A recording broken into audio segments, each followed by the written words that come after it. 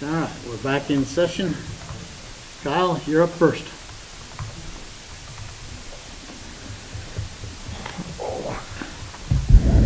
Hello, Commissioners. Kyle Brunister, Bannock County Public Works Director. What I wanted to talk to you about today is we've been doing a interagency agreement with Pocatello for I don't know how many years. This spring, I was trying to get that going again. I knew every year we're not like dead on. One knows a little bit more than the other, but when we've been going each year, then we try to correct that in the next year. So in 20, at the end of that year, we were 9,000 owed to the city. Where that kind of came through, we try to track it and keep it pretty close. They were going to do some chipping at the end of FY20, then decided not to. That's what kind of made that difference in the end of the year. So we said we'd just get it accomplished the next year. Well, this year in 21, I've been working with them trying to get an interagency agreement, and it's been kind of that they don't need anything. And so it finally got to the point, well, are you going to need something next year, or are you going to need anything later this year? You want to get into this agreement? And it was, no, I don't think we need to. But now, what do we do with this $9,000? I said, at the moment, I said, I guess you're going to invoice us or whatever. If you say you're not going to use any equipment or any goods or labor or services, anything from the county, do that, so then we have that record of where we're at. And so that's where I bring it to you, is looking at the agreement. I mean, the payments via exchange of equipment, goods, and or services. That being said, and talking with legal, legally we could hold it to that we need to figure something out, whether it be exchange of equipment, goods, or services. What I'm wondering is, do we want to pay the bill and get out and be done with it? Or, because I would suggest in that way is, let's pay the bill, we don't owe anybody, we're done in that direction. Or I can go back to them and push that we need to do some exchange. What exactly do we use from the city of Pocatello to incur a $9,000 bill? So some of that was the oil tanker, which we switched this year and just rented, which we actually saved a little bit of money. The only other big thing we've used in the past is the oil tanker, the oil truck, the distributor truck that sprays oil. We only had one before, now we have two, so that we don't need that. A bituminous distributor? Yep. At one few years back, it was a paver. We didn't have a paver. Most all the equipment we already have now. The only thing that they don't have that we have is a chipper, and I don't know if they're going micro seals so much now that they don't see a future of needing that. The only thing that I can see on our end that we use is the grinder. For milling, the milling machine. They have a mill machine and we don't. How much does it cost to rent one if we need to use it? I don't know. I'd probably say just pay the bill and get out of it, and don't. Their city council is so unstable and not capable of understanding bills and what's going on, that I would probably just say let's not work with that organization until that organization can seem to budget and understand how tax levies are working still. Well, I think I tried to give a good effort of what can we do to help and in equipment, and it's just been kind of. Well, I agree with you, but I don't agree with you. Just simply, we have an agreement. Mm-hmm. All this stuff occurred under this contract. So with all of us, we signed a contract and said, okay, that's what's going to happen. Well, it didn't happen that exact way, but I still want to have decent relationships with the city. I mean, we still need to work back and forth, so that's why I'm kind of waver back and forth. So why don't we give them a credit for the landfill so they can finish their, make Pocatello beautiful? You can't spend it out of the enterprise fund. As much as I'd like to do that. Yeah. Well, that's what it feels like, it's a retaliation I do too. to me, from us saying, you know, Well, and the whole thing is I get it.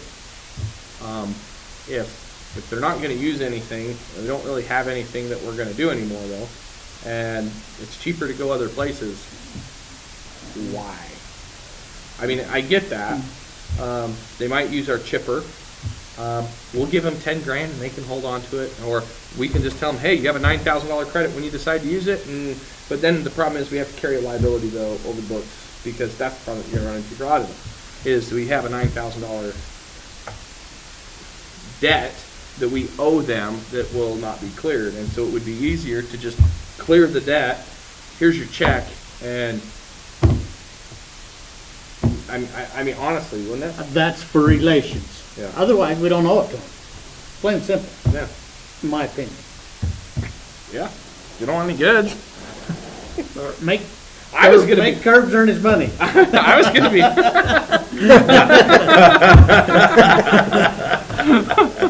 I mean, Assuming he still has a job.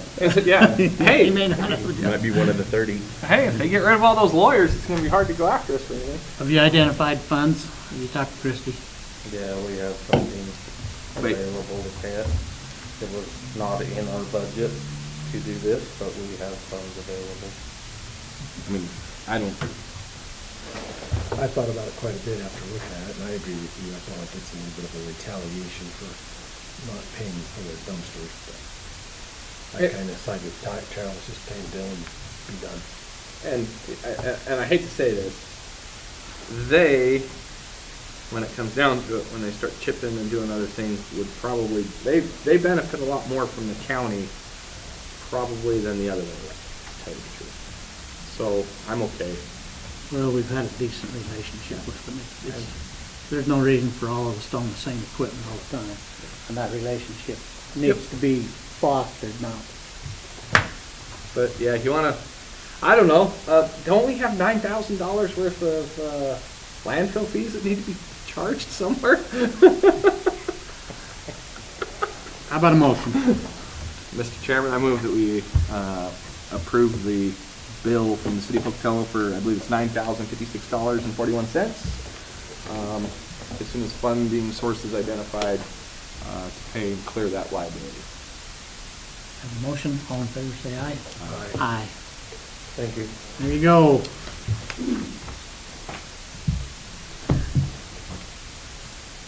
Scott. Annie.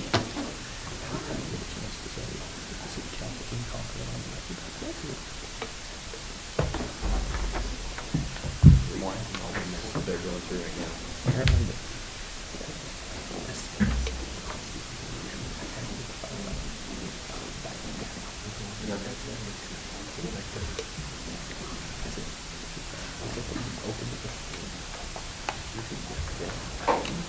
All right.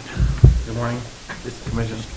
Scott Crowther, Event Director, Business Manager.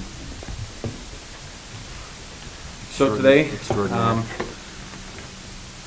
today we've got some folks joining us to talk about Christmas in the Night Sky. Vicki Jenkins is with us to talk about this.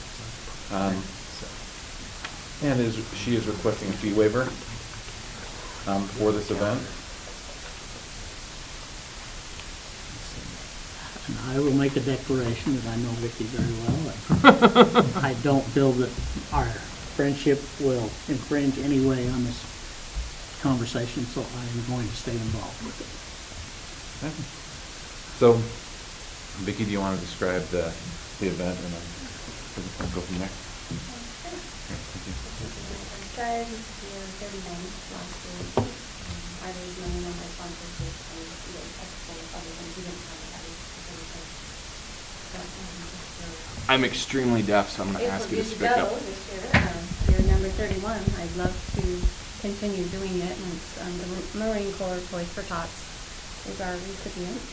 Chili feed, fireworks, same as it always has been. We just don't have a lot of extra money to pay fees and, I was here, what, 2 years ago?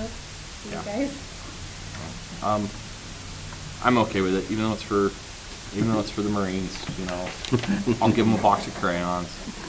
Well, we do all the food items, clothing items that do come in, we do get through Salvation Army, you know, the other agencies. It's an Army thing, I know, as, I you know. know, give them a box of crayons. But the best person in my Drawn up mind, order. the best people to distribute those toys, Yeah. is the Toys for Tots. They do Yeah. an amazing job. Melissa Hartman is amazing. Yeah, I'm okay with stuff like this. This is a good community event, and there's people there. And in the past, I was trying to remember. I couldn't remember a lot of services that really. I mean, they had the bonfire area that we burn on the parking lot, but that's not really much. I mean, there wasn't much cleanup in the past that I remember. I went up there the last time it was held, and it wasn't. We usually meet it for 3 days, setup day, and then the 27th is actual day, and then the 28th we go in and clean up. My fireworks guys always do their own cleanup, and of course the fire department. One of the questions that we did have in the past was were storing toys in one of the buildings, and we can't have. That was one of the problems that we had. Is we had a building that was used, and somebody unlocked the building and stuff, and it's Right. just. Yeah, we just. And they found a different, on Garrett Way, the G Okay, building is where okay. it was That last just- year, and I believe that they did that. We just get so many people that are up there, and I would feel bad if somebody leaves the door open and we have a bunch of toys disappear. Well, it's happened in the past, actually. I know. Trucks have been listening to. So, my only request would be that if you include us in your advertising. Bannock Of course, County has yeah. contributed. I always do. And then you talked about the other And you part. want it Bannock County events, all right, I changed it, and I think so before I had Bannock County Fairgrounds, I'm like, oh, I forgot. Yeah, it's in Downey. Guy called me on that, I'm like, oh, yeah. And also, if you share your incident, we'll put it on. And then you said you had your own fireworks guys. We did use a fireworks company this year, a different one for the 4th of July, and I was actually quite impressed with them. This guy has been with us for all these years, and he's never raised my price, Oh, okay. which is about a tenth of the cost it would be now. He's, you know, and from Draper, Utah. Oh, no, that's cool. If you have somebody then that will do that, that's great. I didn't know who you were Yeah, doing. He's never raised our fees. They basically cost them money to come here, but his heart is into the kids too. That's cool. He does Kimberly Nurseries in Twin Falls and in Elko, Nevada. He does those sorts too. Yeah. I would prefer using him. Nope, that's If I fine. can come up with enough money. Fine. Who did you use? Who did you guys use? It was Western. They were out of Western Display. They do, yeah, they do all of the big. They did the Idaho Falls show, the Boise show, the Tacoma, Washington show, Portland, I think Richland, Kennewick, and all the Tri-Cities. So I mean, they do the. Like I said, I was fairly impressed with what they did. So, but that's if good you to have have- somebody, go right It's good to ahead. have a name, you know, But yeah, he's on board. I'm okay with it. I'm good.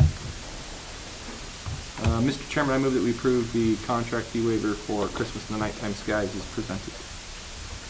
Have a motion, all in favor say aye. Aye. Aye. Passes unanimously. Thank you.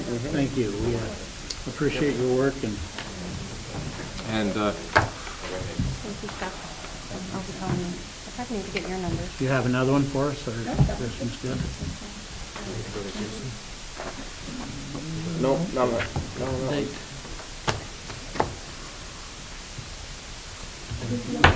Thank you. All right. Thank you. Thank you for that, Commissioner Ray. I appreciate the opportunity to look that down. Number 2 and number 3 are some items that I would like to purchase that we did not necessarily budget for this year. Chrissy, I have looked at a couple different ways to fund these purchases. One is a skid steer. from a history standpoint, the skid steer we purchased around 5 years ago.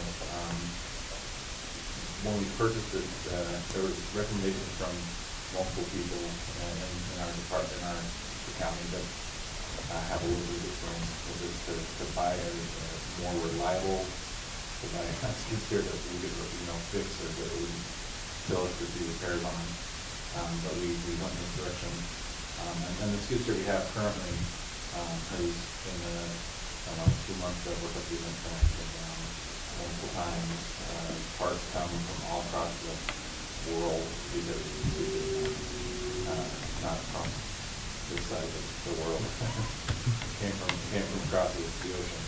And so it just makes it very difficult. The skid steer itself is aging and it's just not reliable, and we need it as a valuable part of our arsenal. I talked to a gentleman out of Cass. He just happened to have a skid steer they brought in for another client.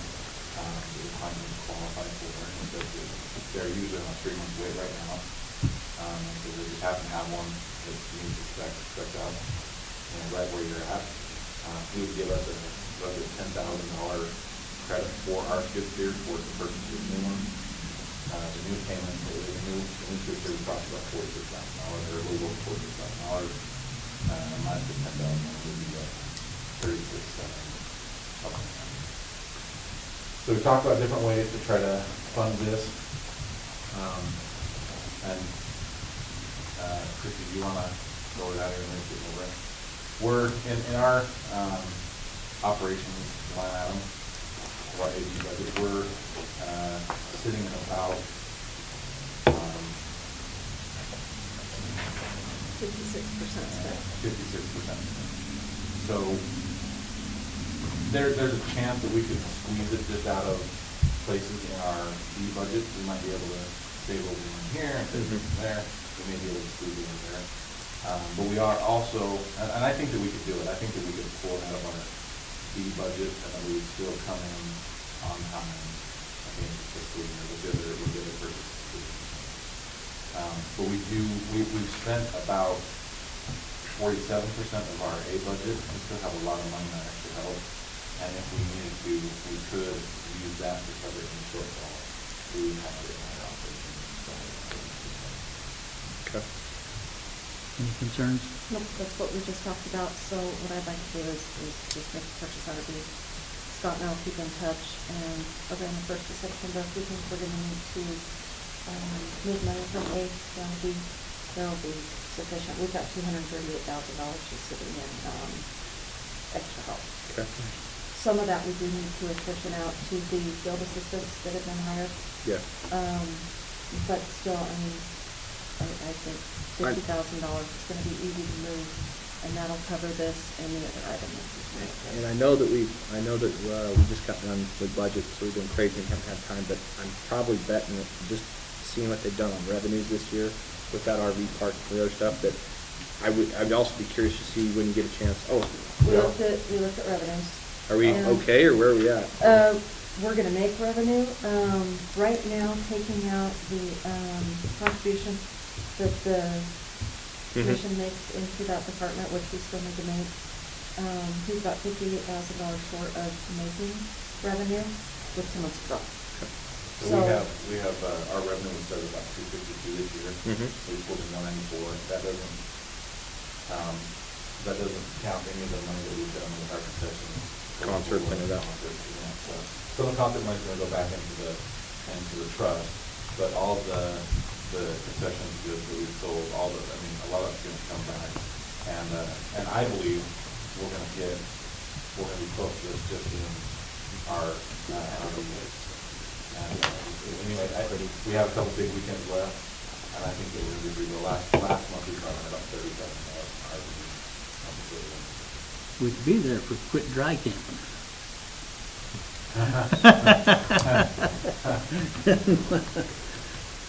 Another discussion another day. The reality is we will be closer, right? We will be closer. Yeah. I personally don't mind if people dry camp, they just got to pay me. Yeah. We have a fee for it, just pay me. Right, and so we have been having those conversations with the people that are holding those events to say, just because you rent the facility doesn't mean you rent the parking lot. Yeah.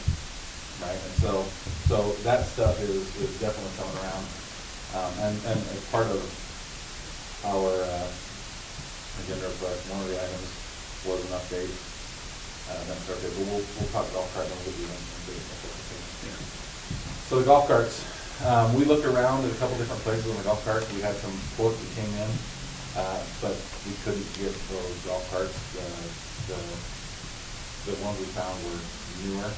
Not that that's a horrible thing. We were hoping to get something that was in like the 2005, 2006 range, and the only golf cart that we were about 2017. So the cost has gone from, I think our original deal was somewhere in that, $2,500 has gone up to about $5,500 for a golf cart. So I think we have a bid there for one and for $6,000 for a golf cart and one for $5,500 for a golf cart. And we would like to pick up 2 used golf carts.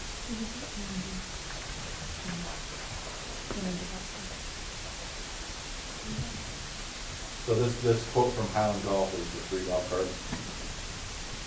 We don't need to do 3 golf carts. And then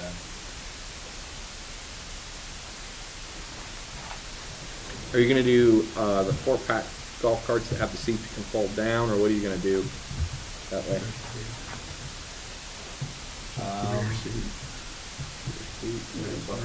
Rear seat fit.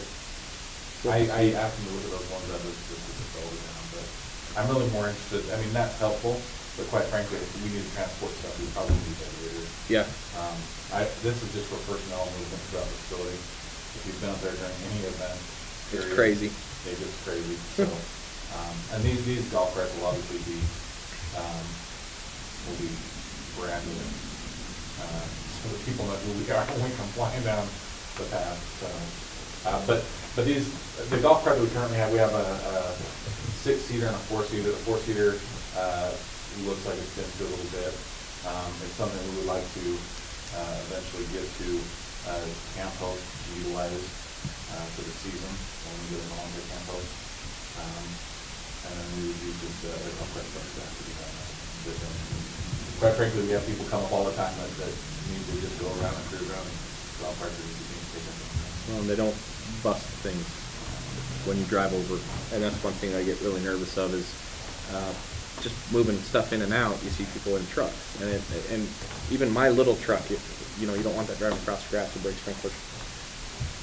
You only have to break about 10 sprinklers, and you paid for it all. Funding So the for funding this, source for this one is, same thing. we actually had identified, I mean, we can't pull it out of just the same thing. Really, that's where it's gonna come from. But we had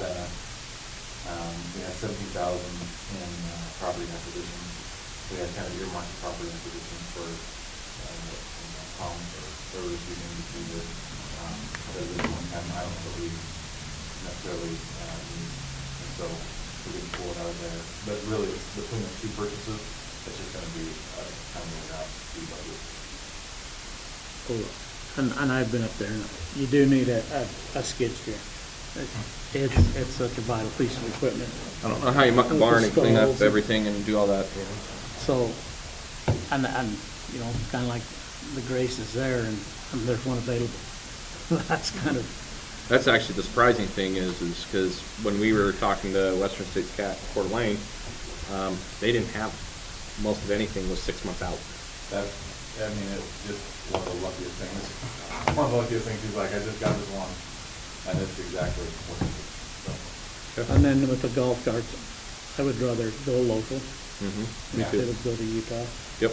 And the cost difference is so minimal with those new golf carts. We were looking at a substantial difference if we could have found the older ones, if we could have got the older ones, but not the So the newer ones, the local one is I didn't see. 11. Intermountain golf carts. Intermountain that's here. For $11,120. Yeah, bucks. I would rather buy it here.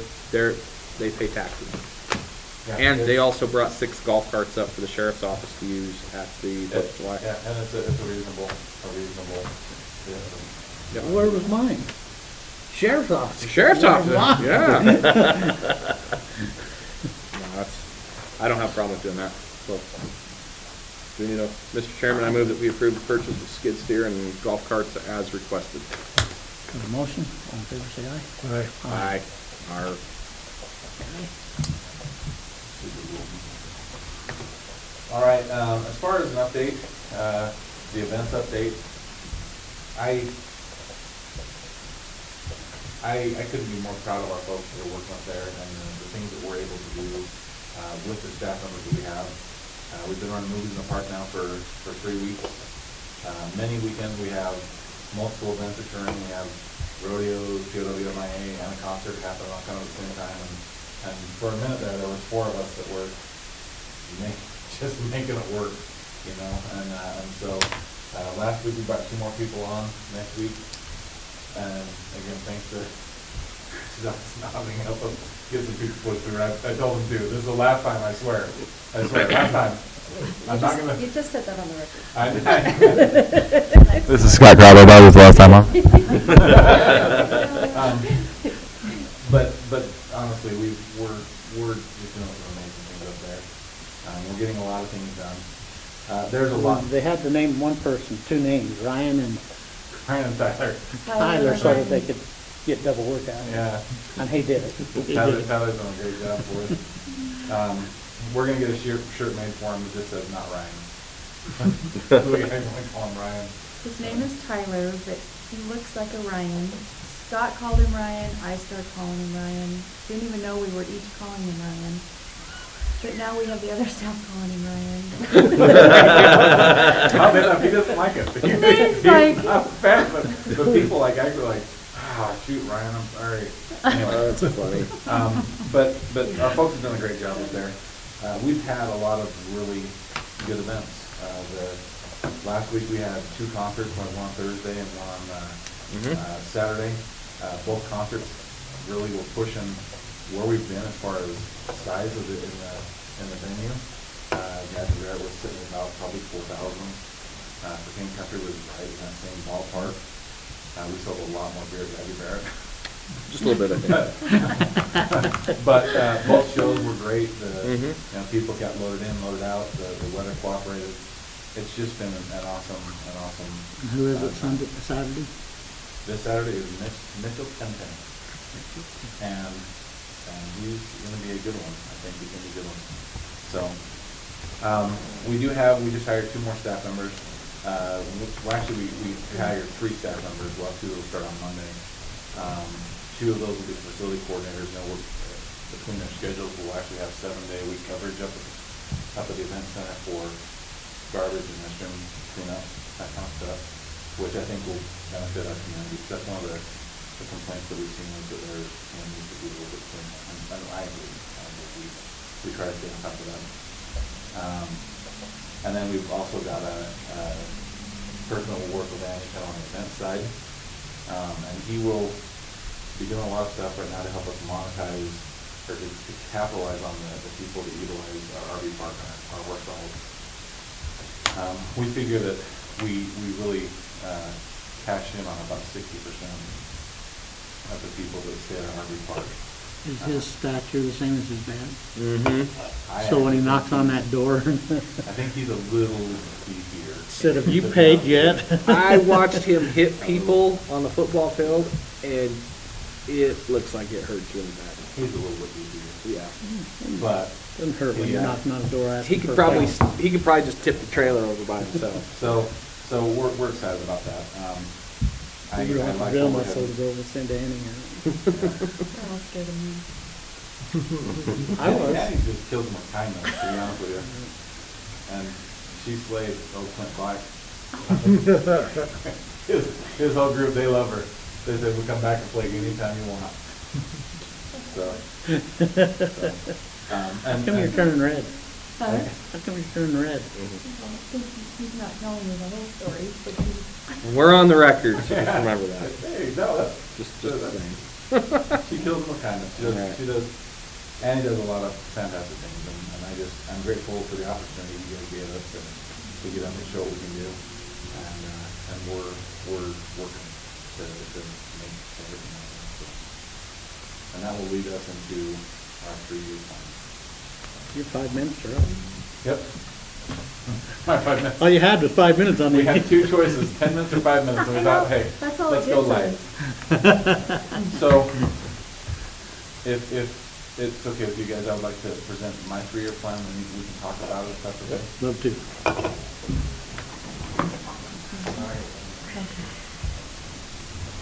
I think that. Gotta get the calculator out here.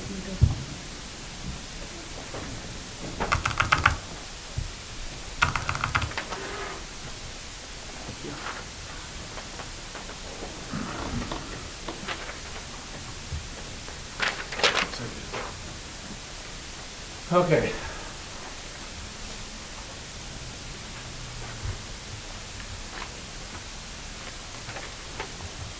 So, directly underneath the header says our 3-year plan for the event center / wellness complex. I think our number one objective, and this is not ever going to go away, is really to reduce the burden on our taxpayers while offering a phenomenal thing for people to attend. So as I look at ways that we can do that and how we can get there, it starts with increased use of the facility. And my goal really over the next 3 years is to increase the use of the facility by 25%. Which, if you figure, and I've done some pretty basic math to look at the number of people, and when I talk about the number of people, it's if you come up for one event, and on Monday and you come again on Tuesday, that counts as 2 people, right? But if you look at the number of people that actually hit our event center, I figure we're between 350,000 and 500,000 people a year. I think that we can bump that up and be in that 750,000 range. But it's going to take a chunk of work to get people to that level. And the way that we get there, in my opinion, is we secure midterm contracts with current venue users. The people that we're currently working with, a lot of them we're going year to year on contracts with, and some of them we're doing longer lengths. But I think it's a lot easier for us and for them. It makes projecting revenue a lot easier for us if we know who we have coming back every year. It allows us to schedule and to work with the contracts to know what the impact on staff is going to be, what the potential revenue we bring into some of our other areas like our RV parks or concessions. Next year I'd like to move towards facility-wide concessions on RFP. We did an RFP this year with just with single concession stands. I really want to broaden that out and do a facility-wide concession. But in order to do that, I've got to have stable data and good people. And some of those current midterm contract venues I've listed here, there's several on here that probably haven't been listed, but there's a lot of people on here that you guys will recognize. We have a lot of those venues are on the event side. I do think that we have some opportunities on the wellness side to try to go out and find new contracts to try to get more people in. There's some world that when we have our soccer fields to a high level and our football fields are in a good condition, I believe that we can go out and attract more people to those areas. In addition, I think that we can use our grandstands to a greater capacity, and that's something that you'll see that I'm pushing for right now. Just in the grandstands, I'll give you guys a couple of examples. This year we have 12 races of hotel up there. But POWMIA uses it for a weekend, and they rent it for I think 3 or 4 days. We had Pride Idaho that held their venue up there this year. I think next year they'd like to have it over on the wellness side, so I didn't include that necessarily on the event side. High school rodeo, junior high rodeo, and Idaho Junior Rodeo Association all have their events up there next year. They have a monster truck rally up there. Load 'em in the Dark, who does a lot of steer roping and barrel racing events, they want their events to move some of their events up there because there's more spectator capacity. Mm-hmm. So we have the ability to push those events up there. And I've talked to the folks at Pocatello Downs. It's not their venue. They know that, and they also support us moving to bring more events up there. So they have, currently have an 8-month contract with those guys where they have some training, that is included in that contract. And what we've done, like this weekend, we have Idaho Junior Rodeo Association that is using the racetrack. I let them know, this, you gotta cut off training on this day. We can't train on this day. And then we go up and we set it up, and we tear it down, and then we do it. So While we're there, Sure. and we're talking about that specifically, Mhm. like the monster trucks, we give them a free show. And we're changing our charging, of how we're doing things. So that's on Also- that's on the last page, and I'll get to that. Oh, okay. But that is an accurate and updated fee schedule. And what you'll see in this year's fee schedule is we've worked with Lexi on that. There are some venues that just don't have a fee zone. The grandstand, the amphitheater, right? Some of those things don't have a fee to them. We need to know what you want. We need to know what that event's gonna cost us. Yeah. So you don't just go come in and pay $2,500 and then do whatever, because that, I have no idea what to expect. The monster truck specifically taught us, it taught me a big lesson on how we want to make sure we structure our future. So yes, that's something that's on there. Okay. So currently I have high school rodeo, ISU rodeo, Load 'em in the Dark, that all want to sit down and talk about long-term contracts. Pocatello Downs also want to talk about long-term contracts. These guys all want, these conversations are out there. I just want to make sure that we're having something. As far as increasing our facilities, the other thing I want to do is I really want to break into a 4-season activity schedule. This year we have the Polar Plunge, which is super cool. I would love to show Jaws on the beach, right, as a movie. On the beach, on the reservoir, man. You But got you get some floaties out there, and But yeah. I also kind of would like to show like Grumpy Old Men on the ice. You know what I mean? Like I wouldn't mind doing something, right? Like Well, show Halloween. show Hocus Pocus on Halloween. Do So They we are did. doing Yeah. that this Halloween. Last Halloween. Yeah. Yeah. It's a little cold, but And there was So- only 4 of us in the amphitheater. So I just want to expand and really become a 4-month, Well- 4-season activity scheduling. We have the covered arena. We are renting them for some events during the off months. But another way we can capitalize on it is riding passes. I think that I've got a way to track, at least monitor, get over there and monitor those riding passes. And I don't think that the cost to our staff is going to be that much. the other thing too to look at, and this was something we talked about before COVID and all that, was there were some people that were talking about if we have the snow here, which sometimes we do, sometimes we don't.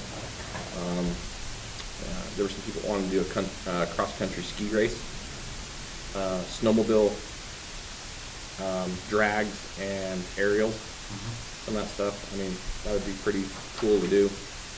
I think there's the possibility for more events. I mean, I know spring and fall are both 2 weeks long here, or maybe sometimes 3 days long here. But I think we can do more of a 4-season thing. That's how I expect to increase our facility use. I can just tell you that in talking with our partners and go out, they want to increase our concerts by at least 100% next year. So we want to go from 10 to 20 concerts, and a mix of concerts. They asked me for a So list. we I have- want to know So who we have include. it'll be a mix of concerts to try to get people. I'm honestly very grateful with the size and the groups that we brought in this year, because it's allowed us to find a baseline and the areas that we need to be better at. There are some of the contracts that we have that are a little bit clunky, honestly, that we can be better prepared next year. And I'd rather struggle through a 2,000 person attendance show than struggle through a 10,000 person attendance show. The other thing is some of the things that I'm hoping to, the improvements to our facility, like the restrooms, that will actually help us to host larger events with much more confidence. So anyway, the second point I want to look at for my 3-year plan is to increase RV use by 20%. That starts with really making that thing look pretty. It is a beautiful facility. We have lots of people that want to stay there. We've got to make it pretty. We can do that through landscaping, care, and maintenance. Maybe throwing some trees in there. I want to get a volunteer camp host. We've had a few people that have actually come up and approached us about being a volunteer camp host. We need to set out some parameters for them, and I've got some general guidelines that we want to look at. It's what we would ask them to do. And then we really need to focus on camper greeting and painting collections, which is something that our new associate will assist with. And so those things will help us. And I think that is just capitalizing, some of that is just capitalizing on the number of people that currently come. But as we also as we push on our contracts to get more long-term contracts, we'll be able to track some of those contracts that are going to bring in more RV spots. The next point is to reduce county-sponsored events where possible. Now, there are some county events that we have, like the 4th of July. There are some things like movies in the park that we do. There are just some events that we want to see them, right? We want to see that stuff done. However, we can also find people to run those events for us, where they incur the cost and the expense on those events, and we contract with them. And that's what I'm looking at, is to seek out community event planners to coordinate some of these events. One thing that I'd love to do is do a little bit of work on our volleyball courts, and then really try to find some people in the community that want to come and sponsor a volleyball tournament up there. That's something we push for, that's something that we want to see, but rather than have Bannock County foot the bill for it, I prefer to find somebody else coordinate that, and we provide the facilities. Well, and it goes back to like your 4th of July. There used to be a committee that got put together that did it for years. And what ended up happening is, because there wasn't a stable arm, I mean, the county had we had a seat at the table, but the problem was it ended up, they were $30,000 in debt. They couldn't pay the bills. They couldn't get it done. Nobody wanted to sponsor it. Turned into a big fight, and everybody walked out.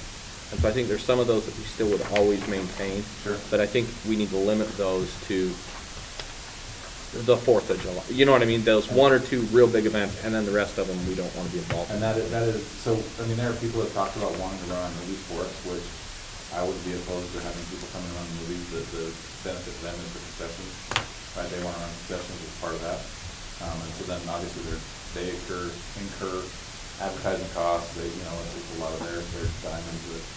And so then on the events that we do run, I really want to make sure that the sponsors produce our event costs. And so I've been focusing on 2 types of sponsorship. One is venue sponsorship and one is event sponsorship. And I think there's a huge market in event sponsorship, but there's also a pretty good market in venue sponsorship that we're tapping into right now as well. Okay, on the next page, on the back page, you'll see that my plan is also to use venue sponsors to make new recreational facilities. Right now, there's a few vendors or a few sponsors that would like to offer decent sponsorships to us, but they also want to see maybe more seats. One of the conversations that I've had is like indoor arena. How do we get more people? Right, so we can use our engineering, we can design some seating that allows for more seating, but also still allows us to run all of the rodeo events in there. But that cost will have to be incurred out of the sponsorship money. So to find ways to maybe either beautify our facilities or upgrade our facilities, not at cost to the taxpayers, but at the expense of sponsors. I know where you could rent some mobile grandstands for $600 a day, and they'll only charge you 6 times for like 6 months. You could store them. It would work. That will work well. So you can see some of the facilities that I think we need to look at is we look at bleachers and grandstands and indoor arena. We need more seating around championship soccer fields, racetrack, and outdoor arenas.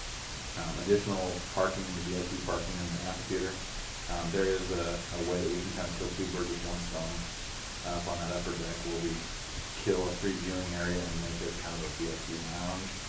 At the same time, turn our nature scape into a restaurant. So again, we do that through some sponsorship funds so that we don't take it up. And then also working on some RV parks that are good people taking to practice some sponsorship. Another goal of mine is to increase the professionalism of our staff and growth of our staff. That comes through leadership training, kind of a branding for our staff, people know who we are. One of our new staff members mentioned that today that he saw somebody walking on the path with a handful of loose trash they picked up while they were walking. And I said, I'll take that, Tom. And I said, no, I'll take it. He had like argued with her, like, I work here, right? Like, I work here. Please let me just take that. And I think having well-branded staff that people recognize that we look professional is a big deal. The other thing too on that is PPE, the right Sure. protective equipment. You know, you might be out there just weed eating, but having eyes, ears, and gloves. That's one thing I always get nervous about, because those are things that it's too simple to provide, and it just makes it where if the employees have those on and there is an accident, we know that those are usually the things that you hurt the most. Yeah. Scheduling will help with some of the issues with the amount of time our staff are putting in right now. We're hoping to reduce some of that, but I anticipate during some of the summer months where we're just really busy, we're still going through crew comp time, but I think it'll be able to burn it off and then schedule it out. So as it goes in the long run, we'll be able to handle more, just as a management crew rather than having so many people do some time. And then clear and identify job roles and responsibilities.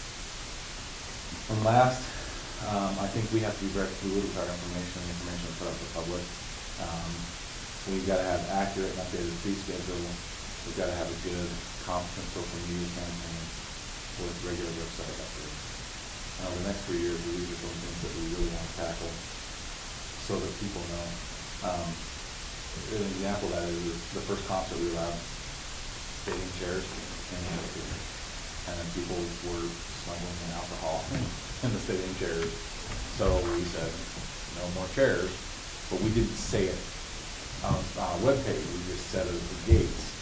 And so even last week, we saw people walk away so mad with their chairs. And so just having that information and getting out, being able to update it. And I worked with Adam to get access to the website, and then also he had to give me a quick tutorial on how to just enter some testing, which is pretty simple, but I do something like that. So, again, we want to increase our food information. I think on that new website, what he's talking about right there reminds me of, that down at the bottom of the new website where we have the events page, putting stuff like that on there so that we can just say, because I got calls before and after regarding the stadium chairs. And I said, yeah, I think I told my friend Brad and his group of about 10 that they could take them because they had before, and they showed up and had to leave them at the gate. Whereas, so sometimes we're not sure, if we have a website that's easy like that to say, go to the website, scroll to the bottom, and it will say it. Accurate and updated information. Yeah.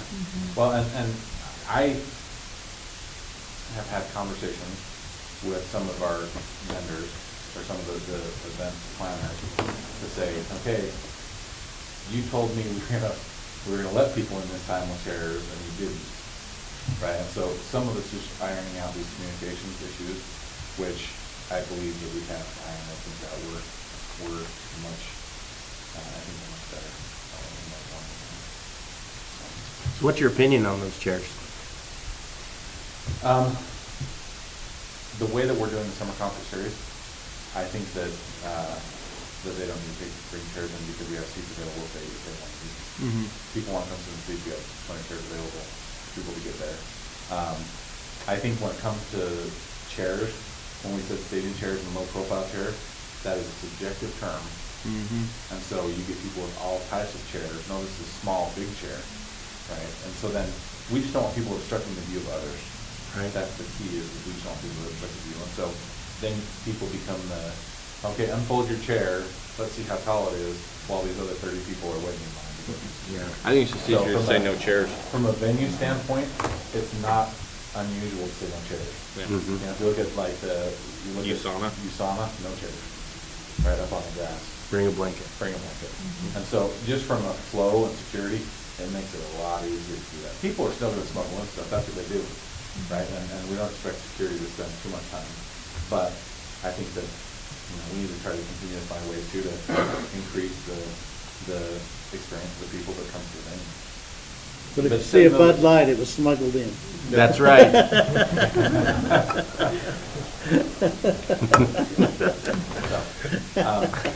Just kind of in closing, I just see the great things that we're gonna be able to do, and this is the map that I want to use to get there. If it means the New Mexico solution. Okay. When we was talking about fees and the scheduling and stuff, so we want to do contracts, but there's got to be a minimum in there somehow. I mean, we got to have a starting point as we negotiate with people. Yeah, I think one of the things that I'm looking at is I'm kind of looking at hard costs, right? And I've got to get a baseline. Like, there's so many things I just didn't know beforehand that I know now. And I could tell you that what we do, like the amphitheater, I could use that as an example. For $2,500, like every concert promoter in the entire world would just come rent it. They just pay the fee to come rent it. Because look at what the impact would be on the community. I mean, we have to coordinate with the sheriff's office and Pocatello PD, and we have to work with vendors, and our electricians working a ton on those concerts. And you look at the impact to what we do the day before and what we do the day after, and to me, those should really be more along the lines of a profit share, where we're getting a percentage, on those events. Some issues like some of the rodeos, those guys really take care of themselves. They do use some of our equipment, but they'll provide drivers, that sign our waivers. And so really our expense is, the venue has some expense, right? The venue and the arenas cost something, because if we don't start maintaining them, right, then we're just gonna kill ourselves. So the venue itself costs something, but going up for a couple hours and grooming an arena and watering it and getting it ready to go, and then really turning some of those rodeo events over has been pretty nice. So when I look at contracts, I want to know what it really takes us to get there, and that's my key. I just need to know what it takes us to get there. Yeah. And then some of those venues, some of the events, I think that it's a community, benefit to the community, and it's going to be things that, and I'll say a lot of youth sports. Like, I love seeing youth sports up there.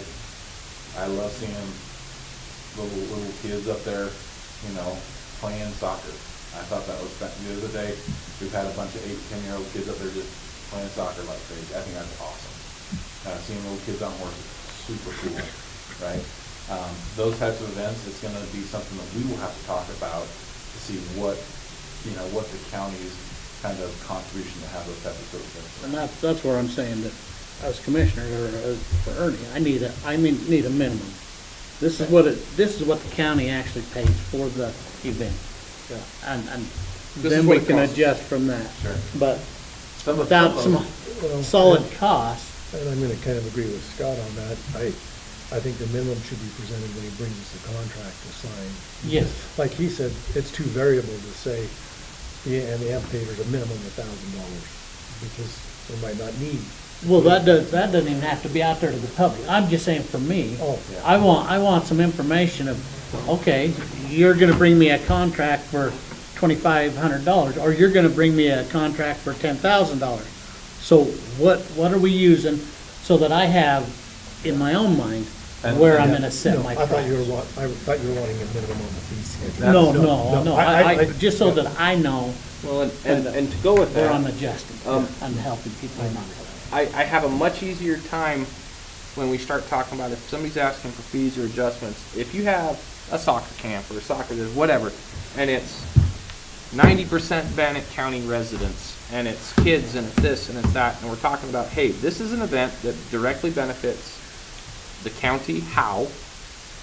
Who is the main sponsor? Is it being used for a profit, or is it being used as a community benefit? Those are kind of the things that that's what I kind of go off of when we start talking about. That's my own personal thing. Those are things that I like to know. If you have somebody who's running a business that just wants us to cut fees, that's I have a much different attitude than, hey, we have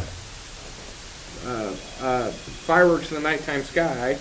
It's a charity event. It's a community event. It's something cool. It really doesn't cost us a lot. I'm more open to having stuff like that and waiving fees on things like that than just on a pure business model, if that makes sense. Well, and honestly, I don't wanna bring you guys stuff that I don't think that you guys are gonna support. Yeah. I don't wanna have, and the last thing I wanna do is come in here with you guys and say, okay, here's this Little League soccer tournament. Our fees for this are $90,000, but they pay $1,100. Because we can, that's some of the issue we have, and that's the balance I wanna find. Yeah. Is there are gonna be some things like, and I can give you an example with high school rodeo. There's a lot of the old RV parks and the stalls, like, part of their contract is stall rental. If we go off of our fee schedule for a stall rental for a week, $20 a night, because we have either a daily rental or a monthly rental. Daily rental $20 a night, monthly rental $55. But if I went off a daily rental for 10 days, that's $200 for stall rental, and they rent 500 stalls from us. Right, that turns us into this astronomical fee, and it makes it look like we're waiving this massive fee, right? But the reality is we actually take that down. Depending on how they come and talk to us, we are. Well, and it also goes up to kind of what Ernie said. What is the actual cost in some of that stuff? You might have a Little League tournament where the fees are $90,000 and they paid $11,000, but it only really takes us, $1,500 in fee in actual hard cost. There's some soft costs, there's some other things that you're looking at. And again, if it's an event where it's predominantly Bannock County citizens that have tax dollars that do go in the Parks and Rec levy, that do help provide for some of that stuff, there's some of those things that I'm much more willing to look at. But if it's, our hard costs are $90,000 and they're only that's not going to happen. Yeah, That's what I really look at. One of the issues too that I look at is with going on 3-year events, like this going 3-year contracts, is I want some sponsors this how many people can have to up. So yes, there may be some benefit to having Bannock County people, but for our sponsors, they want eyes. Yeah. They want told people to look at the event. And so there is a balance, right? Because I want to offset some of those costs. Well, but that's part of the fee waiver that comes in, and knowing that is if you're waiving a fee on the old soccer fields that have no sponsorship rights or nothing sold to them, and we're being asked to waive $20,000 or $30,000, that gets kind of hard. But it's a little bit different with hey, we have Company X that's put their name on those old soccer fields for 3 years, $50,000 a year for the next 3 years. Oh wow! All of a sudden, it becomes a lot easier to do that. Yep. Thank you. You're headed in the right direction, and I appreciate the thoughts of upgrading the facility that we currently have.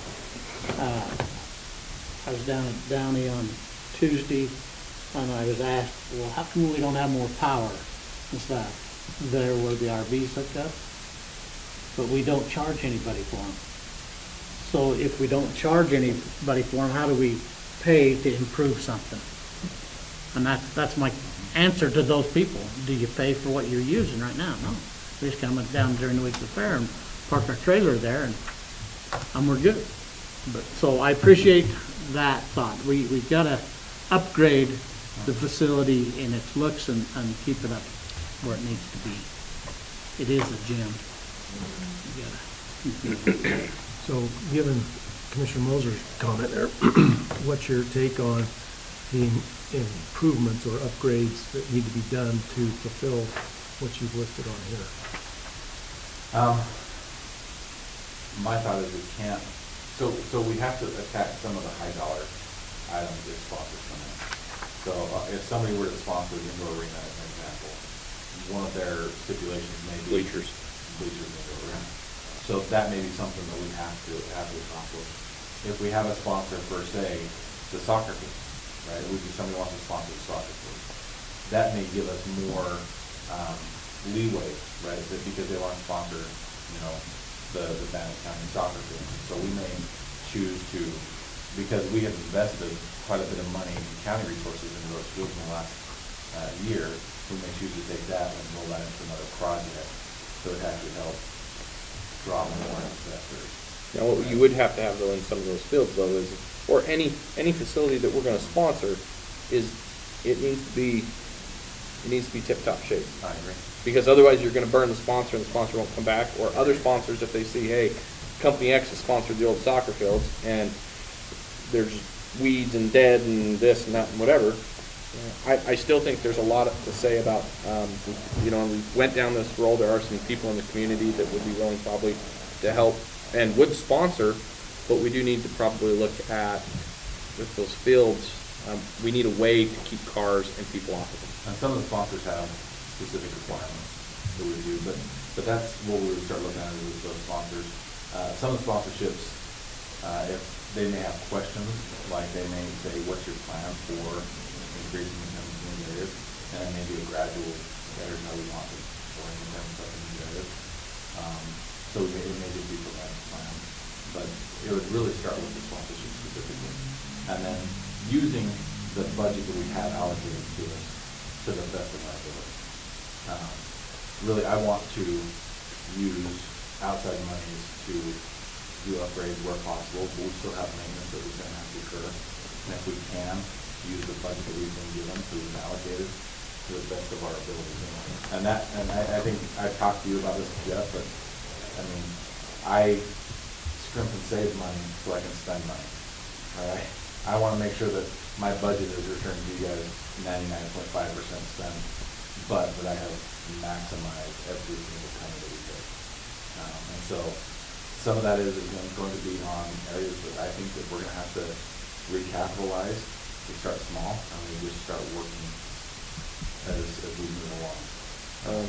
So there are some projects that we have to work. There's some projects that we need to look at. So let's talk about the horse barns, because that is a big one. That either we need to fix them up or not. Well, so the horse barns hit us in a couple different ways, right? One, we have trainers. Currently, it's wrapped up in the Pocatello Downs contract. Pocatello Downs pays us a chunk of money to have access to 12 races. They get an office, they have some parimutuel betting areas, and then they rent out the upper stalls. And they rent, and those upper stalls are not huge. They don't have a big run necessarily, but they have access to the racetrack. We currently don't provide any maintenance on the racetrack for the trainers. All the trainers, racetrack maintenance is on, it's their responsibility. But we do provide the tracks. We provide the I trainers. mean, that's, So that's part of it. Then when it comes to our contract with High School Rodeo, we guarantee them 495 stalls. So those stalls, the same stalls, are vacated by Pocatello Downs, and they're filled with high school kids. And they bring the horses up and install them. And we need every one of the stalls. There's not, I mean, we take the open barn that's up there and by the racetrack, turn it into stalls. We take the paddocks, turn them into stalls. All of the barn, turn it into stalls. And so there's a lot of stalls that we have to have for high school rodeo. To give you an accurate assessment, I've walked through a few of those stalls back there. I can't tell you, I can tell you from a structural standpoint, they look like they need some work, for sure. But I couldn't tell you what it would take to get it there. I think that's something that we have to start, and it is my intent and it is my desire that we try to just start fixing them. We just have to look at what it costs and we just have to take them a chunk at a time. And if it's going to take us 10 years to get them where they're in better condition, then that's the path we need to go down. And how we get that money could be in our Pocatello Downs contract. Our Pocatello Downs contract last year said that we would get $20,000 for the season, plus 50% of concessions, and we haven't run concessions up there. Right, so that's an area that we could, again, a concessions contract, and maybe even as we look at alcohol contracts, maybe the alcohol, we take a chunk of their alcohol sales too. And I'm not saying, and I know that you know that's all negotiation. I'm just saying that we could look at ways to capitalize on our contract to generate a little bit more revenue. The other thing that I'm a huge fan of, I don't like when people have fees waived when they say, we'll leave it cleaner than we found it, right? Because that's an expectation. But what I do like is when people have fees waived, and part of a fee waiver means they will come and do volunteer work for us. And I want to use volunteers to help us with these projects. And I'll just tell you that I've talked to the high school rodeo folks and kind of laid out some preliminary stuff. I've talked to ISU rodeo and laid out some preliminary stuff. And with both of them, I said, I want volunteer hours. And so what we do is we have a plan, and sometimes we have some tools, and we make sure that they're engineered correctly. So we're doing things the correct way, right? And we're doing things the right way. Don't kill anybody. And then we get some people to work helping us fix up our. How many stalls are in that upper area? Gosh, I'm gonna guess, I don't know for sure. Yeah, just give me a swag. I would say, out of the 500 that we have, probably 350.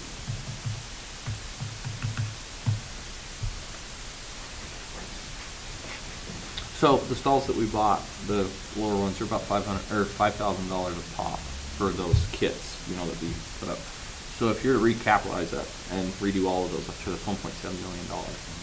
And like I said, that's where we need to have a serious conversation, because I mean, if you're talking about just trying to pull an ROI in 60 months, I mean, you got to make $29,000 a month every month to stay on that. And that's why I Sure, said, but again, that's not my plan, it's not to tear them down and replace them with those new stalls. well, I know, but the whole thing is there's some of those, we're gonna have to do something, we're at end of life. And so what do we do? Do we look at maybe not having as many of those, or maybe not as many of the nice ones, and make more modular ones?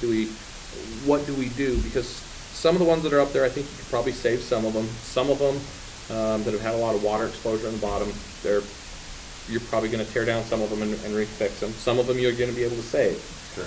But what I'm saying is, the amount of money that you'll put in to recapitalize those, I'm not saying that we don't do that, but we really need to have a good conversation of what do we do with them?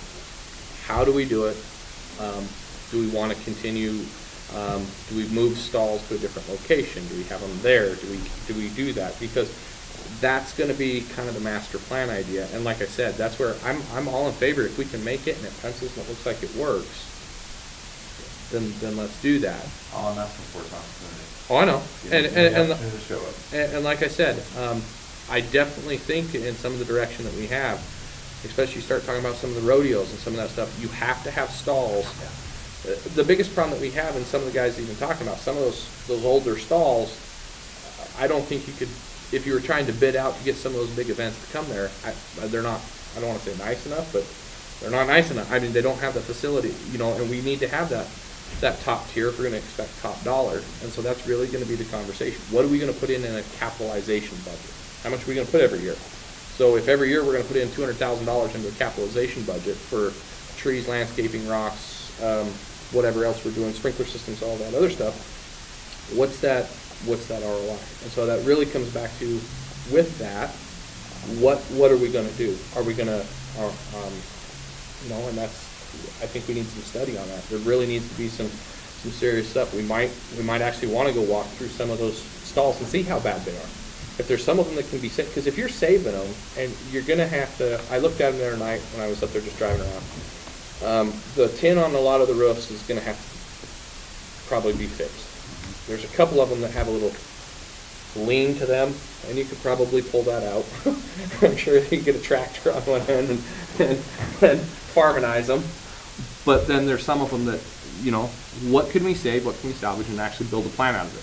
And if there's a realistic chance, okay, that capitalization is not as expensive as building the new ones like we did, because I thought they were, for those brand new ones, the nice ones that everybody likes, on the low ones, I thought the kits were about $5,000 a pop. And they're very nice. Well, I'll just tell you where I'm at. I'm not wanting to tear them down. Right now, I want to give you your shot. Yeah. I want to see how can we make this thing what we know it can be. And it's not starting all over every place. Nope. It's taking what we've already built and building on that. So for me right now, the horse barns, the stalls, the stuff out there, I want to give you your shot.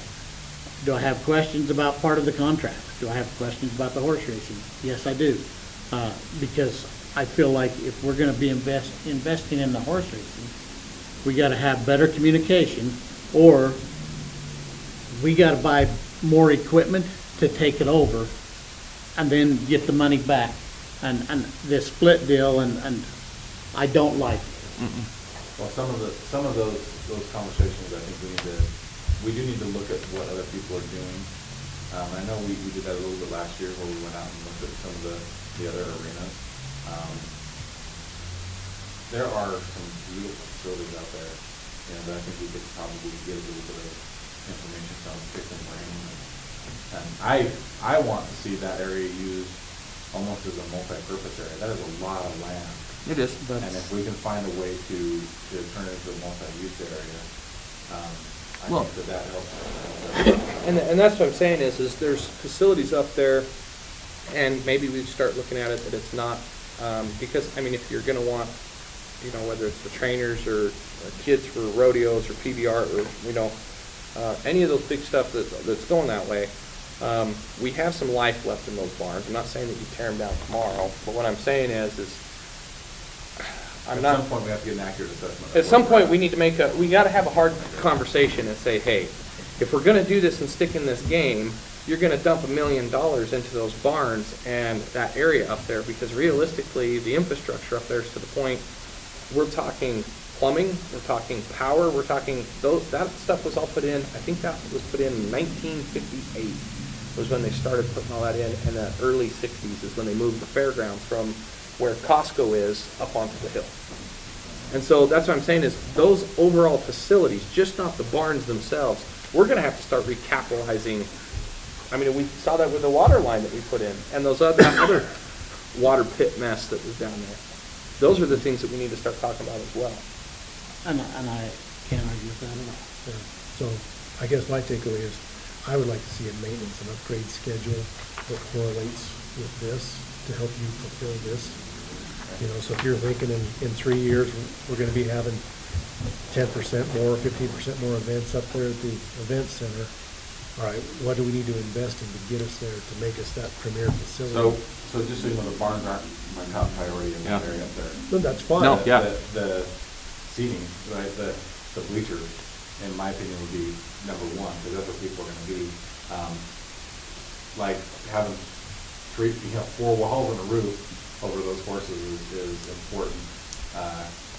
If we're looking at my priorities, I'm gonna make sure the grandstands are nice and have good seating, and then I'm gonna try to creep out.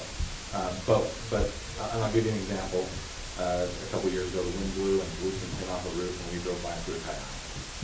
I think that sometimes we just gotta get there and screw it down. Well, and the whole thing is Right. like. And that's fine. That's all I want to see is, That's what we gotta do. We you've gotta given do us a it. plan for where you want to go. Sure. Great. What do we need to do to invest in it to make that plan?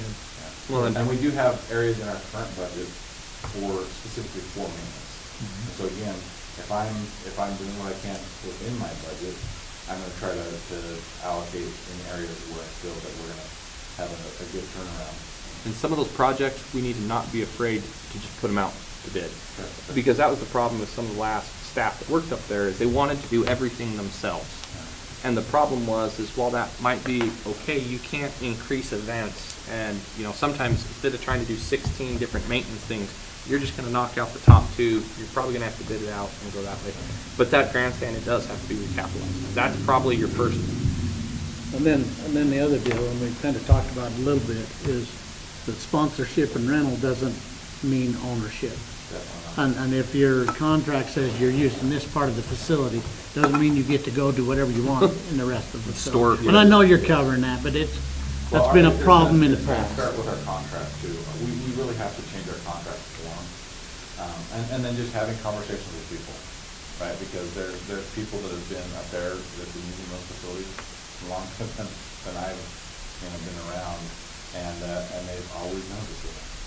And I appreciate that, but we just need to make sure we have a document so that if they want to do that, that says on a piece of paper, they have to do it. And I want it in bold letters that this contract is null and void if you do not meet your volunteer hours. Okay. Plain and simple. You don't meet your hours 1 year, your contract's done. Well, and So, I appreciate all the feedback and the direction that we're heading. I think it's a good direction. I think there are gonna be some things, Jeff, to your point too, when it comes to like repairs and maintenance. Historically, so this year we're really trying to get a baseline. And you've heard me say that once, like, I'm just really trying to get a baseline. The concessions that we're selling in the grandstand or in the wellness complex, the data of that one is worth more than the rent, right? Because we'll get some good data from the folks. But some of the improvements we have made and are going to continue to make should decrease our liabilities too, right? I'm hoping that some of the improvements we've made in our watering, and the watering schedules, the sprinklers, and more efficient that way, that maybe we reduce the cost of our water, and that if we are able to use some funds to take the plumbing downhill, then we will 100% reduce the repair and maintenance budget that we have. I mean, it costs us $5,000 anytime we need to drain those pumps and do what we do 3 times a year. Those are things that are going to help us in the long run to hopefully capitalize on other aspects of things. Yeah. No, it's just, and like I said, you're just gonna have to line out what you wanna work on. I know there's some of the granting stuff, that we've always been looking at. We need to look at lights for a lot of the walking paths and stuff, because there are so many people up there all the time, and that's one of the things, you know, make that RV park look like a park, and some of the other stuff. We really need curb and gutter on Fairgrounds Road. There's a lot of places where water's pooling, and all it does is it just creeps under the road, and I've noticed, the corners, cars and big horse trailers and stuff love to cut the corners. They don't think that there's 2 lanes of traffic there, and it's amazing. We need to talk about widening and probably changing and opening some of that up and fixing some of that. I can tell you, I can promise you next budget year, it won't creep up on me like it's creeped up on me this year. And again, Chris, I think for just helping us stumble through budget this year. You're gonna see some projects done early fall. We've got the creek from the waterfall down, we've got to redo. I think again, that's going to help make us more efficient and use our operations, but you're going to see some duplication like that. But next year, we'll have a priority list of improvements that we need to make. And some maybe capital improvements, but this year, primarily, this improvement. There'll be a lot more detail. So for me, I like the 3-year plan, I like the 3-year contracts. I would say we need to move forward on them and look at getting them sponsorships and getting out there a little further so that we're not every year coming back and redoing the exact same things.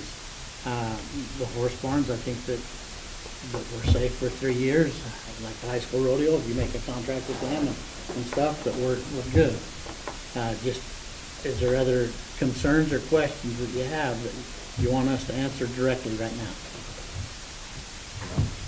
I personally don't like, I want to give you guys a baseline of costs, right? But sometimes fees aren't accurate costs. Yeah. That they're not accurate costs. And so I'm trying to figure that out is going to be a challenge for me to communicate with you guys, because I really want it to be a reflection of costs. And I'll give you an example. Like I looked at the PBSC contract. The fee schedule through that thing at $80,000 for 2 years. You guys gave them a 3-year contract of $11,000 a year, right? For $80,000. I don't see how, and I know those facilities, we put time and maintenance on stuff, but from our standpoint, if they're doing their job right, we're having them move goalposts. Mm-hmm. Right? We're going to have to mow the lawns for sure. We're going to do some weed control and that kind of stuff, but I'm not throwing $80,000 a year into that thing. And I feel the same way. One field paid for the vertidrain. That's true.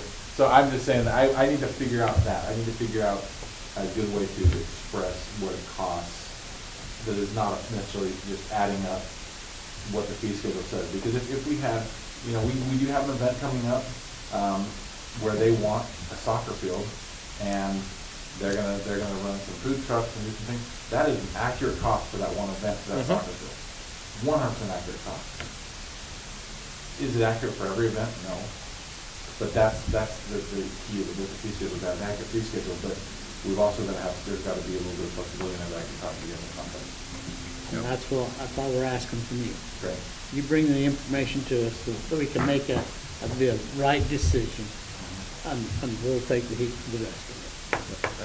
Don't forget about grants and opportunities for some of these that you want to get done, like the beautification and those kinds of things. Yes, great. Oh yeah, I love that. So, if you That could really help you on some of those things. That really would help on some of those things. Just tell Nancy. what Not you you need. two, you three. You're gonna be included in all this, I want to know. But before you know, we're gonna have a few people involved in helping us do this thing awesome. Good, so, thank you again for the opportunity and for the support from all of you guys. I appreciate it. All right. Anything else?